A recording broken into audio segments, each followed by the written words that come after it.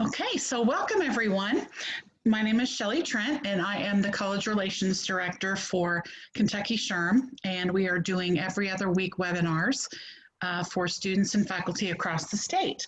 Today we have a speaker who the topic was requested by some students, so I hope this is a timely topic for you. It's Calm Within Chaos, and our speaker is Izzy Nally.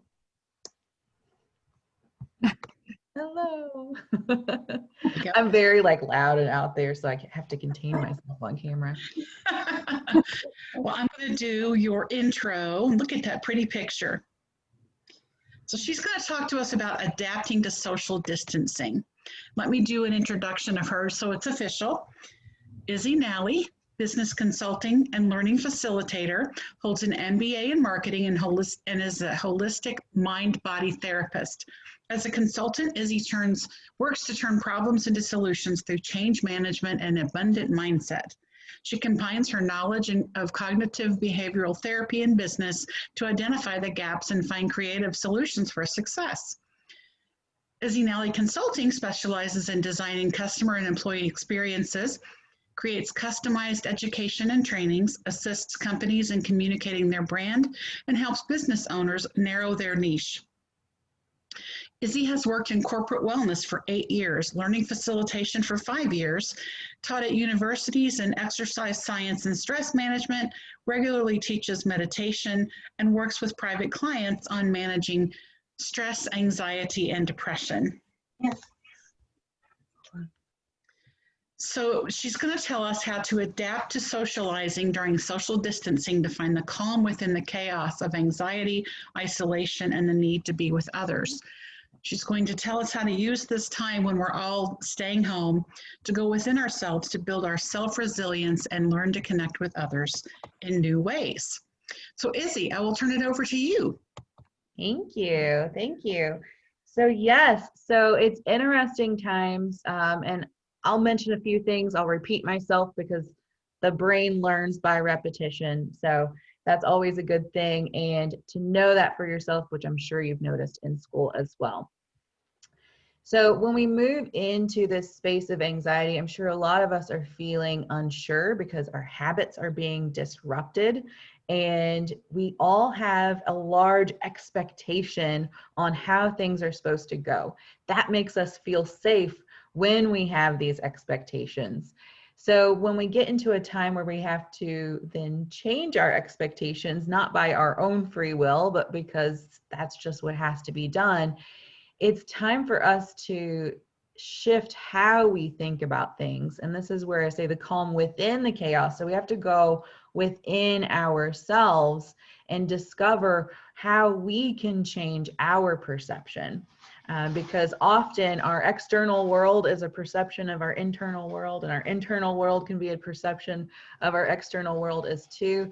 And when we can find that middle ground, which is often what I say in the present moment, then we can really start to gain control, and we can make those adaptations for ourselves on our own and with ourselves. So we'll go ahead and go to the next slide.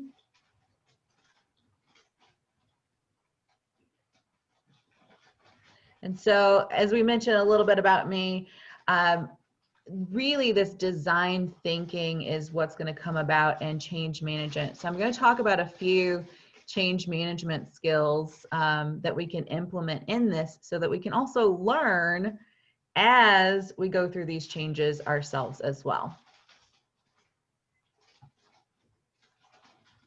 All right. We'll go ahead and go to the next one. All right, so some common problems that might be coming up. You have to hold me just a second. She keeps wrinkling her bag. So working at home with kiddos has also been an adaptation that I've had to make too. So some things that you might be experiencing, thoughts that are going through your head is, I want to hang out with my friends. And all those normal ways that you're used to hanging out with your friends are suddenly having to shift. And so we're having to get really creative in thinking of new ways to hang out with our friends, or we might just be overwhelmed and think, I just can't do it. Now what? Some other problems that have arose are feeling like your professors don't know what they're doing. I've heard this one a lot. You're like, they don't know what they're doing. They're all over the place. They're not meeting my needs. And so when we're in survival mode, it's really easy to put the blame on everyone else. So that's first and foremost thing to be aware of within ourselves, but to also give grace and compassion to all of the professors, because they are also going through this too. So to also look at it from this other standpoint, when we can pull ourselves out and see this big picture, is that a lot of times these professors are having to get online when they were so used to only teaching in person. They're having to navigate these new platforms that may be easy for you, but may not be easy for them. So allowing yourself to have grace and compassion in that way, but also for the professors, for the students, because learning online is done differently than in person.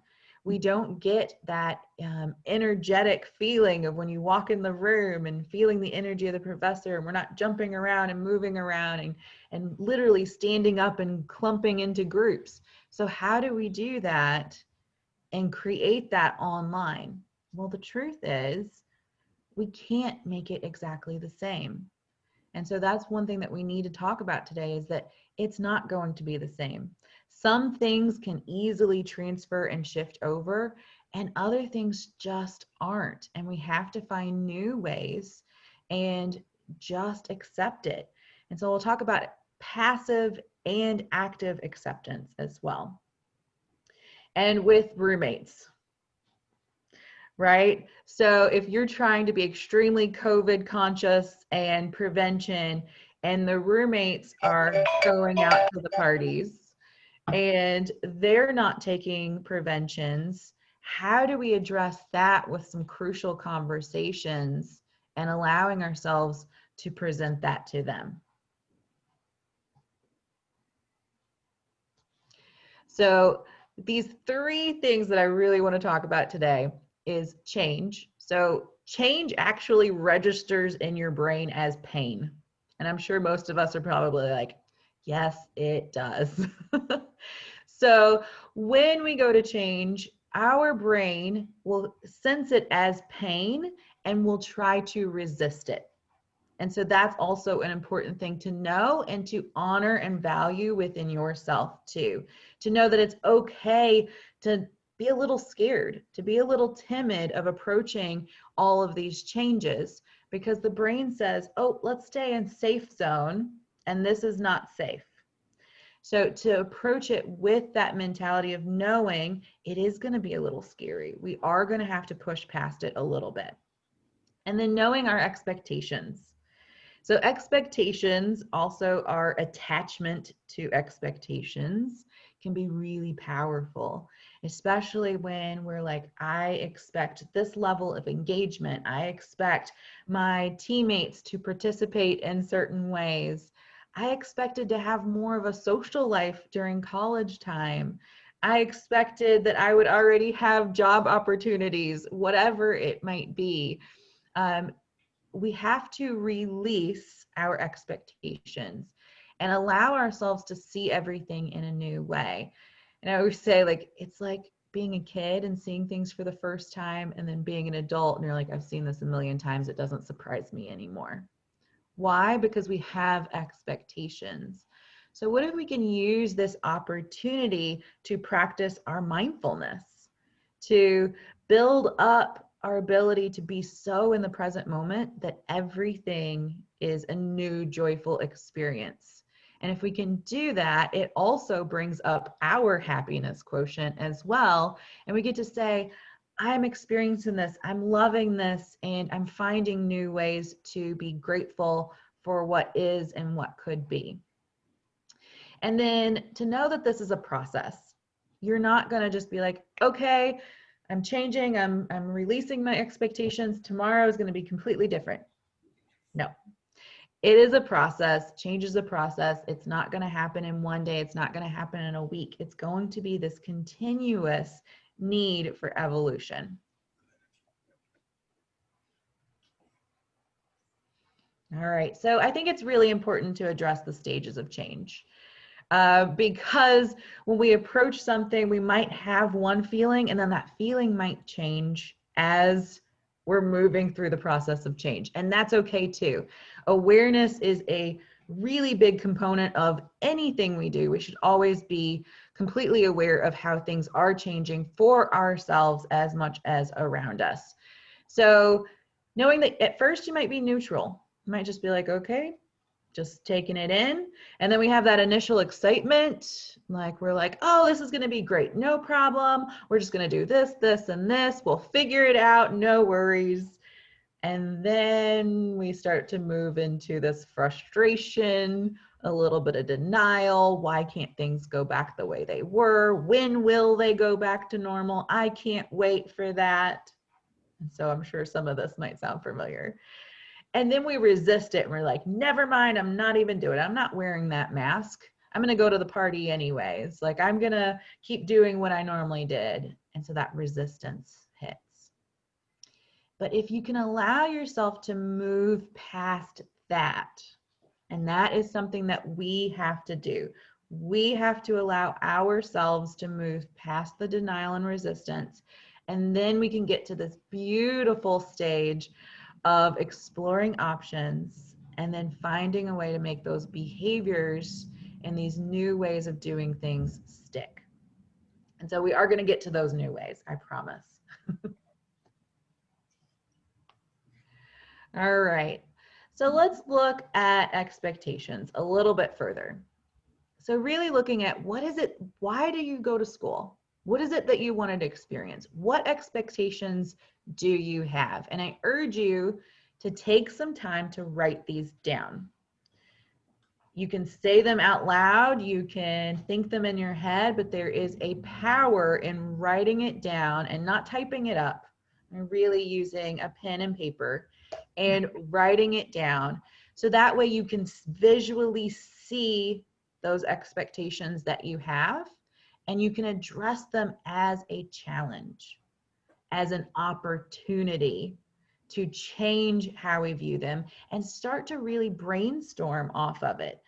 And if we can get even further down, and you might know the 5 whys, asking why you have that expectation 5 times, so you can really boil it down to, is there an emotion that you really wanted to experience?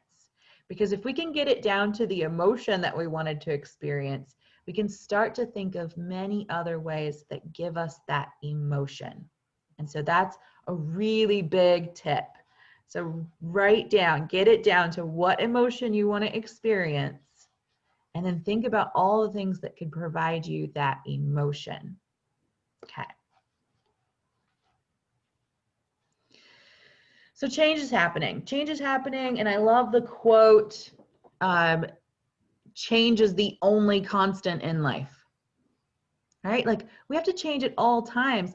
Things don't go our way, and instead of getting upset, throwing a tantrum, and being stuck in all of those yucky, sticky feelings, instead we can just embrace change happens and allow ourselves to build up our self-resilience, which means our ability to adapt to change, our ability to pivot, not only within our own lives, but also when we go into businesses, working in businesses, businesses are always having to pivot. And so as we can learn how to do this for ourselves, not only will it build up our emotional stability, but it'll also build us up in our career and our ability to help companies shift and change. Because if we've gone through it ourselves, then we are able to help others and help corporations as well. So a really great example of this passive and active acceptance is noticing the resistance and how you're responding. So are you allowing yourself to get stuck in the mud, or are you allowing yourself to explore? And this is a great example of a Jeep going through the woods, and it hits this big mud puddle, and it's going to make you late for whatever you were trying to get through. And so what we often do is that initial response is we're just hitting the gas and we're letting the wheels spin out in this mud. And instead, the more we push that gas pedal, we're spinning and digging ourselves deeper into the mud. But if we were to stop, we were to take a pause, which I'm going to show you how to do that pause here in just a moment. If we stop and we take a pause and we take that deep breath and we allow ourselves to get out of the Jeep, assess the situation, notice what do we actually have available for us at the moment, and then progress forward. Ask yourself, what is it that I really need right now? And I say this with my kids all the time. My son was in a grumpy mood earlier today, and he was just throwing a fit, and he was instead starting to complain. All right, this is the first sign. We start to complain, and then we blame. And when you're in that complain and blame is the perfect time to go, okay, pause. What do I need right now? Because we cannot get what we need if we're stuck. If we just keep pushing that gas pedal and spinning ourselves in deeper. So we have the choice here to either adapt and just kind of be stuck, or we can evolve. And so we can do both and carry ourselves along, and this will make us so much stronger. This ability to see a challenge as an opportunity. I had a group of friends, they used to do this with me, and at first it stumped me, but every time I'd start to complain about something, they would say, congratulations. And that was infuriating at first. But then they started to explain that, oh, you have a challenge. That's an opportunity to grow. How are you going to change this challenge? And when we move into HR, especially, there are lots of opportunities to take something, shift it, and take something bad and move it into something positive. All right, so what about this change management? This idea of changing things. And this is fairly true. So I work with people in changing their behavior on a personal level. And I loved bringing, that experience into the corporate world as we also try to change there too. So again, as you do this for yourself, you will get better at doing it in your workplace and helping companies in this process as well. So we have that initial change, and anytime we see the change, we need to identify. So again, this is that awareness stage. How do we identify what are the factors and what are your resources? Okay, that's that getting out of the Jeep. Take that first assessment. Allow yourself to become aware. And then we can plan. Because we know what our resources are, we can pull that together. We can be a little bit of a MacGyver, if everyone still knows who MacGyver is, and pull those together and to create a vision for what it is we really want. And this goes back to that other little skill that I mentioned was why? What are your expectations? What is it that you really want? And boil it down to what are the emotions that you're wanting to feel? What is the real purpose here? Ask yourself who's involved. So again, maybe you've got roommates. Maybe you've got professors, like knowing who your support teams are, but also who you're going to have to interact with, and then creating a strategy. And so we'll talk about some of the things that we can do within that strategy. When we execute, we have to have strong communication. And this is where we have to communicate what it is we need. So if we do have the roommates that are going out, then say like, this is what I need in order to feel safe. And if you don't feel safe having that conversation, then you ask someone else to come into that conversation too, especially if you're living in a dorm of something of that sort. But if you're living outside of it, there are telehealth counselors that are willing to help have those crucial conversations with you outside of work. And then of course, within work, I'm sure you all are all aware that there's always a person to help you with that too. Identify and manage the resistance. And I say, know what everyone's objectives are going to be. So you could go through this scenario in your mind that you're telling your roommate, for example, of what needs you have. And you probably know how that person is going to respond to you. So go ahead and write those down and then see how you can meet those objections with facts, statistics, support, have all of that lined out. And this is also going to help you too as you write proposals in the future. You're going to have to do that same exact thing, or if you move into sales. And then give yourself some quick wins. Give yourself some quick wins, give the other people involved some quick wins. And then as we move into making it stick, keeping that behavior, we have to have a game plan for that sustained momentum. So these are like our sticker charts, for example. We get a gold star for every day that we're doing what we're supposed to be. And there's some real science in that too. People that put little X's on their calendars the days that they met their goals, they really hated and dreaded not being able to put that X on their calendar. So they would hurry up and do everything they could to make that happen so they could put that X on their calendar. So tracking all of the behaviors and all of your needs and making sure that you're meeting them each day is a really beautiful thing. And again, I really recommend do it handwritten in a notebook, do it somewhere where you can see it.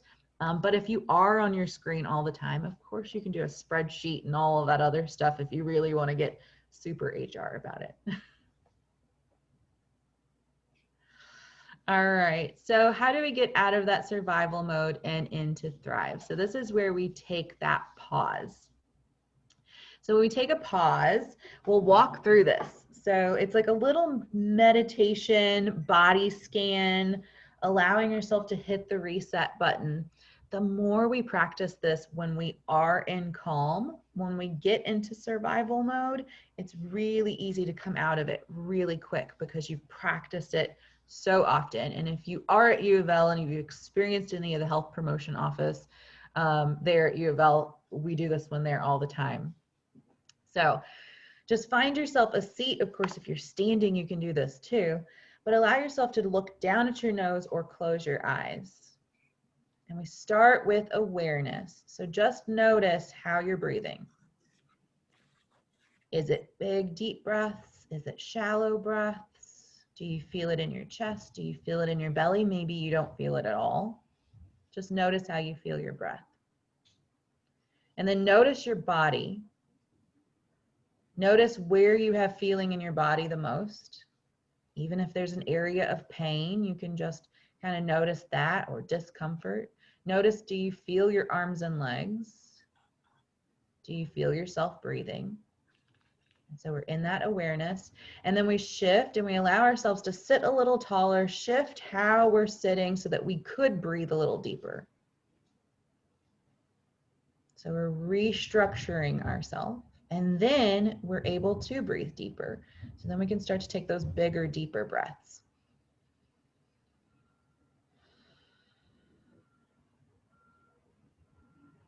And then tell yourself something positive. So maybe it's, be kind to myself right now, or I'm going to make it through this day, or you're great at what you do, you're just a little stressed right now. Give yourself some compassionate words. And then you can open your eyes. So pretty simple. So all we're doing is, again, we're taking in, we're surveying, we're identifying what's going on at the moment in the breath, in the body. And then we're adjusting the framework. So we need to make space for the breath to happen. And then we breathe deep. And by taking those big, deep breaths, which most likely you felt more in your belly and less in your shoulders, that will help pull us out of survival mode. And that took less than 2 minutes. Sometimes it takes 1 minute. And if you do it enough, it can take 30 seconds for you just to pause, take that breath, scan, and move yourself out of it. The reason this is so important is because when we're changing and when we're hitting that resistance wall, because we are having a little bit of a struggle adapting, and it's not always your fault, your subconscious mind will do it for you, but we need to move into and build up our mindfulness muscles so that we can move into this space. And why that's so important is we want to be able to respond to the situation, respond to whatever's going on instead of reacting to it. Reacting, we don't have a whole lot of control over ourselves. I like to think of my kiddos when they're throwing a tantrum and they have just completely checked out. We don't want to be that way. because we often regret it afterwards, right? Especially if you do it at work or with a professor or something of that sort. And to also know that when you put yourself into this position, it's better before approaching a crucial conversation. So maybe it is you need to address with a professor, hey, all of my needs are not being met right now. I really need help in these core areas. I'm just not understanding. And then there's also with your roommates. This is what I'm experiencing right now.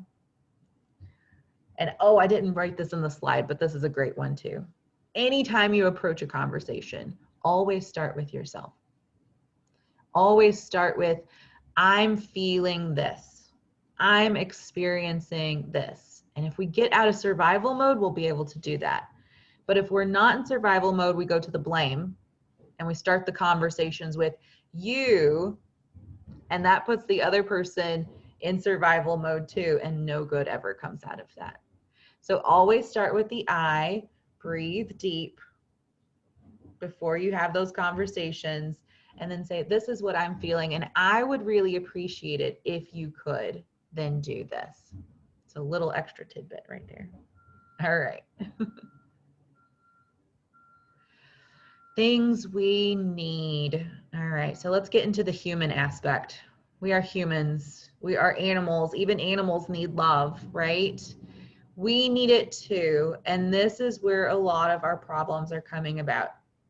So let's talk about how we can solve those. That I need to hang out with my friends. So FaceTime. We do need this FaceTime. We need to see facial expressions. So hiding behind a mask the whole time is why we have such an urge to pull that mask off and be with our friends without a mask, is because we need to see the facial expressions. This is why it's so crucial for you to schedule the video chats so that you can have conversations and see the face. This is how babies learn. Babies learn by watching the expressions on faces. This is how we socially adapt. And as we still have that primal brain, right? And so our primal brain wants to fit into a tribe, that tribal mentality. And if we don't fit into a tribe, a group, a crew, then we feel like we're outcasted. And our brain, even to this day, works by these foundations. If we feel like we're outcasted, then our depression starts to come in. Anxiety starts to come in. We start to feel like we're not enough, that we don't belong. And this creates a lot of feelings.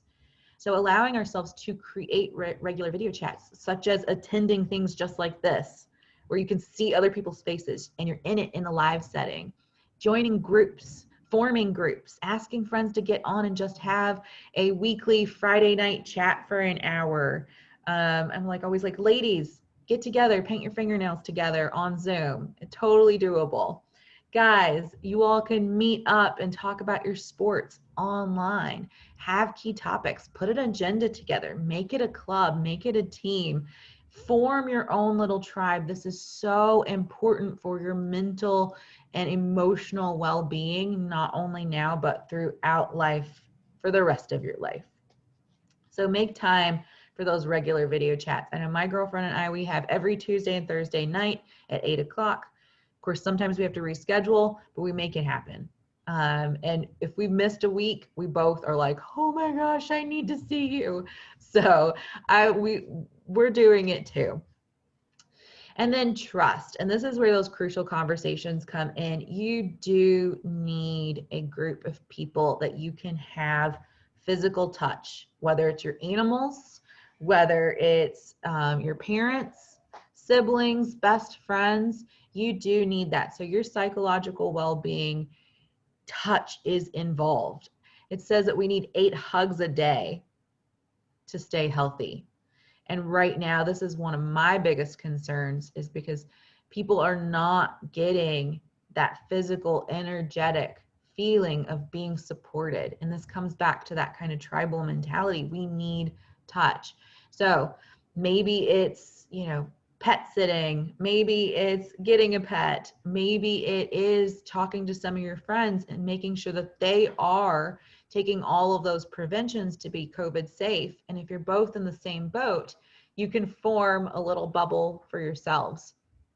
And I'd actually read a couple of families were doing this up in Canada, where there was a couple houses, they needed the kids to all play with each other, because kids learn through play, and our brains do much better when we play as well. But they formed these little cohorts together, and they were like, okay, we're not going to see anyone except for these families. And they let each other have all the kids where they could run around mask free. So if you have those crucial conversations ahead of time, you can form these little cohorts so that you have a safe group of people that you can be with. And then coming back to that compassion. So really, really noticing that everyone is going to be experiencing this differently. So sometimes people might snip and snap at us, and we need to be compassionate with them and understand that they might be struggling with this in a different way. But this is also really important to reach out to others, because so many people, when you get into a true state of depression, no matter how much you need people, you will keep retreating and you will not reach out for help. So it's important for us to check in with people.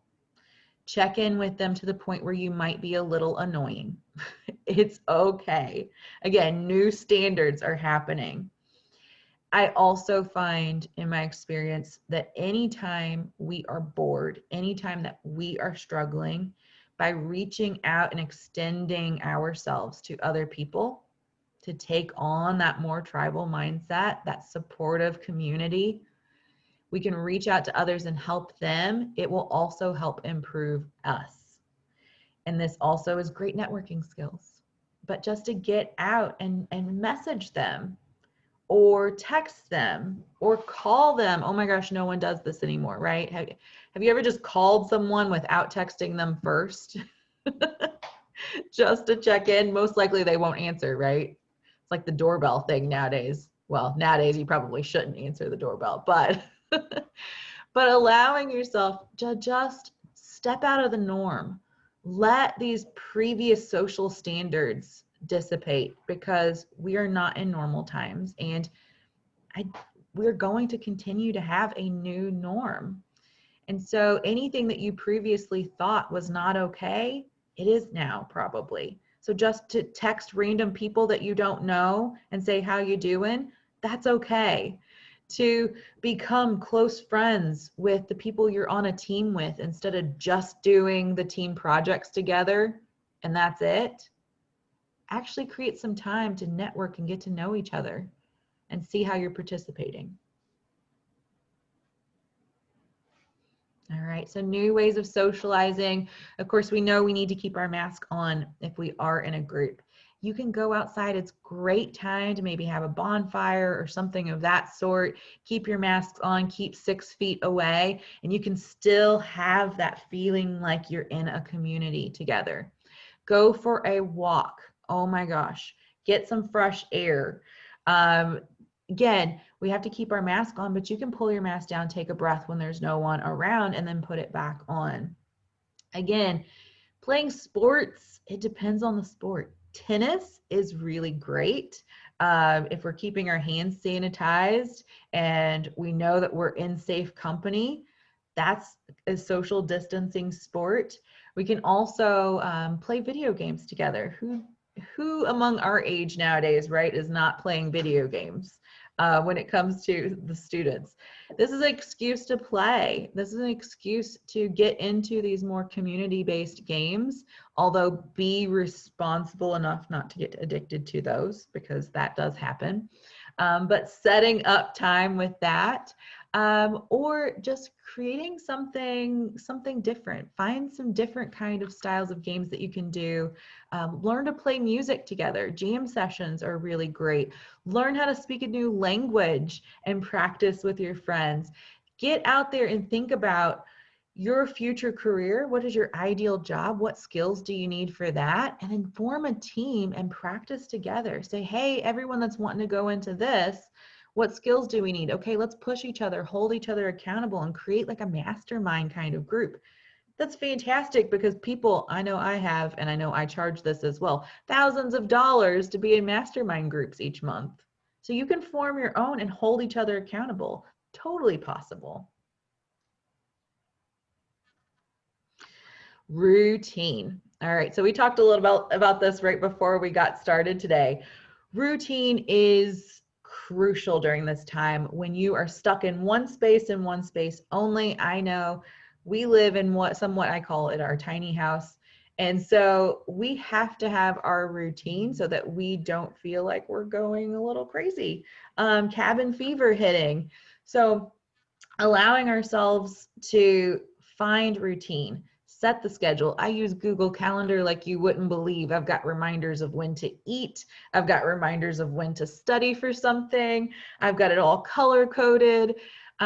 And it really benefits me because it keeps me in my routine. Routine will make you feel safe. And right now, when times are uncertain, anything that you can do to provide comfort and self-care, like having a routine, is going to be super important.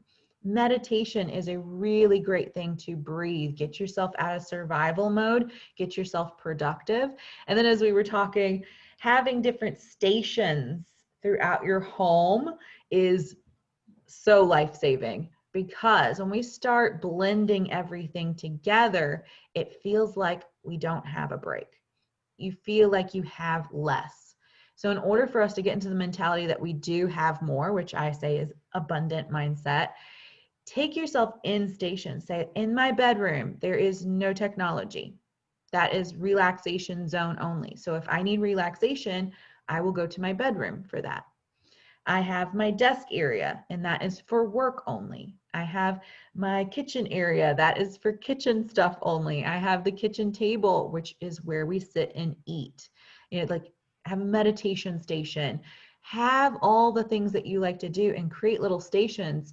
Compartmentalizing, organizing also makes our brain feel safe.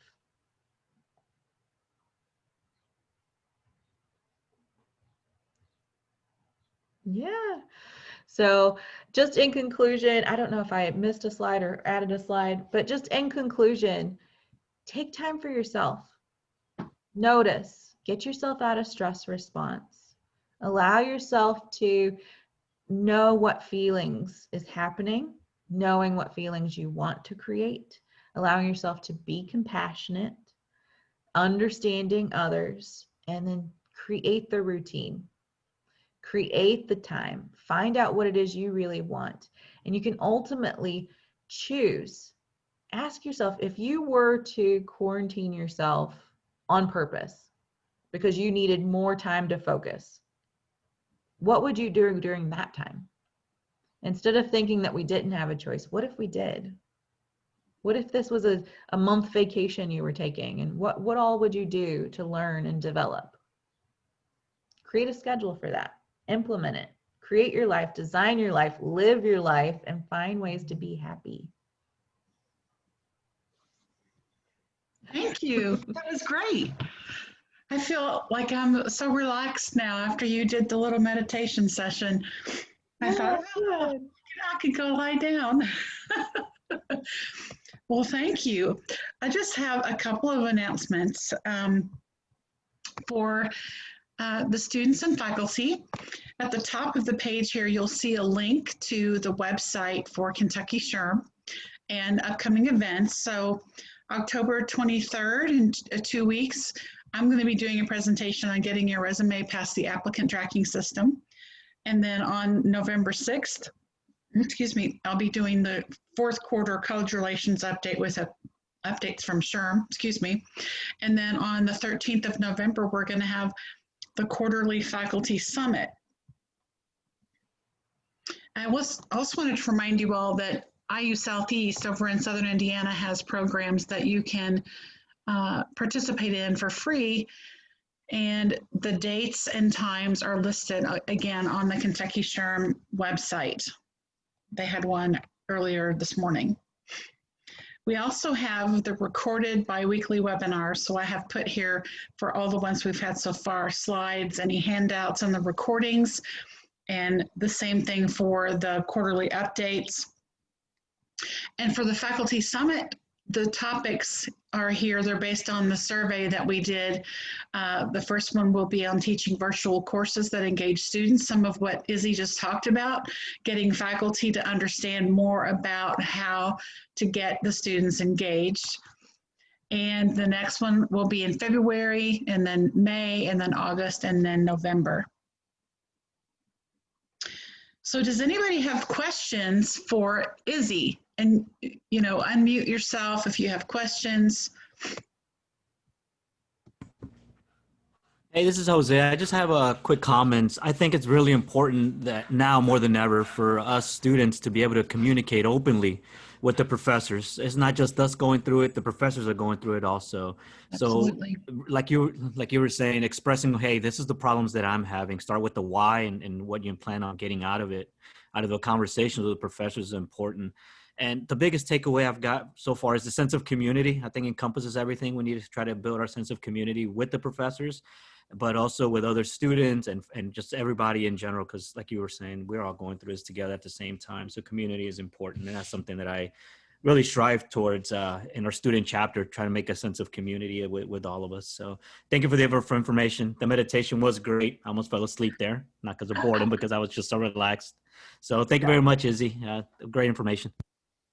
Yeah, thank you. Yes, those definitely some key takeaways. Thank you for reiterating those for sure.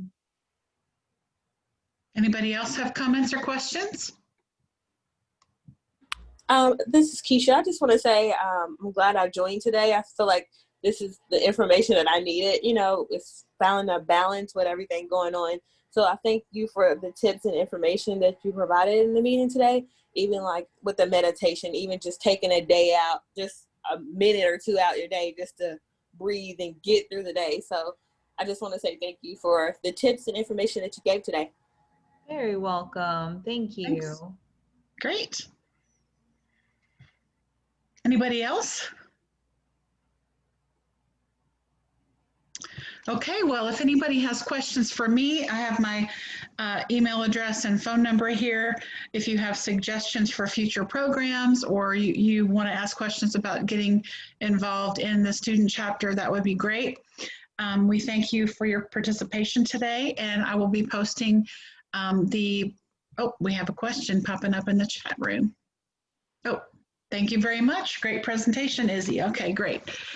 But if you think of other topics you want to hear, let me know, and we appreciate your presentation today, Izzy. Thank you. Yeah, and feel free to connect on LinkedIn.